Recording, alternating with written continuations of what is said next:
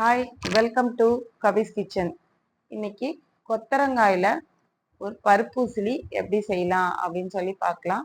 எப்பவும் செய்கிற மாதிரி கொத்தரங்காயில் நம்ம பொரியல் செய்யாமல் ஒரு பருப்போடு சேர்த்து இது நம்ம உசிலியை செய்யும்போது நல்ல ஒரு டேஸ்ட்டாக இருக்கும். குழந்தைங்களுக்கு ரொம்ப ஒரு பிடித்தமான உணவாக இருக்கும். இதை எப்படி செய்யலாம் அப்படின்னு பார்க்கலாம். பருப்பு பருப்பு ஒரு கப் ஊற வச்சுருக்கேன். கடலைப்பருப்பு ஒரு கப்பு ஊற வச்சது இது. அடுத்தது இதோட சோம்பு ஒரு ஸ்பூன் சேர்த்துக்கிறோம்.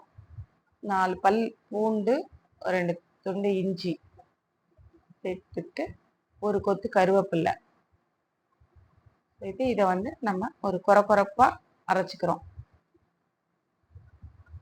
இது கூட 1/2 ஸ்பூன் உப்பு, மஞ்சத்தூள், மிளகாத்தூள், கரம் மசாலா, வெங்காயம், தேங்காய். மிளகாய் வந்து பொடிசா நறுக்கி ஒரு ஸ்பூன் சேர்த்துருக்கேன். 2 ஸ்பூன் கொத்தமல்லி. எல்லாத்தையும் வந்து நல்லா வந்து நம்ம இதை கலந்து நம்ம உருண்டை பிடிக்கிற அளவுக்கு இருக்கணும். அந்த ஸ்டேஜில் உருட்டி நம்ம பிடிக்கொழுக்கட்டைக்கு வைக்கிற மாதிரி ஒரு ஸ்டீமரில் வச்சு இதை நம்ம வேக வச்சு எடுத்துக்க போகிறோம்.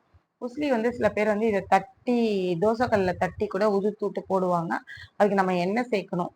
இது வந்து இப்படி வேக வச்சு நம்ம எடுக்கும்போது இதில் வந்து எண்ணெயே இல்லாமல் ஒரு நல்ல ஒரு டயட் ஃபுட்டாக கூட இதை நீங்கள் எடுத்துக்கலாம்.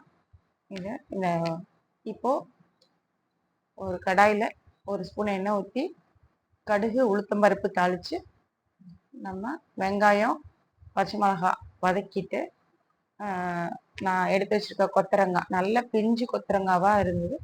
இதை பொடிசா நறுக்கி பிஞ்சு கொத்தரங்காய் வந்து நல்லாயிருக்கும். எப்போவுமே முத்தலாக இருந்ததுன்னா கொஞ்சம் நாராக இருக்கிற மாதிரி இருக்கும். இது நல்ல பிஞ்சு கொத்தரங்காய். இதை கட் பண்ணி பொடிசா வச்சுருக்கேன். இதை வந்து வெங்காயம் வதங்கினதுக்கப்புறம் இதோட சேர்த்துட்டு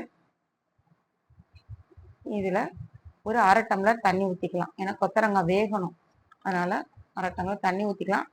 அதில் உப்பு சேர்க்கணும். நான் அதை காட்டலை. உப்பு சேர்த்து அதை வேக வைக்கணும். அது வேகும்போது நம்ம இது பருப்பு வெந்ததை எடுத்து நம்ம உதுத்துட்டு வச்சுக்கிறோம்.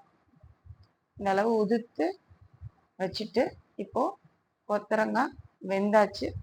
இதில் நம்ம எடுத்து வச்சிருக்கிற உதுத்து வச்சிருக்கிற பருப்பு எடுத்து சேர்த்துக்கிறோம்.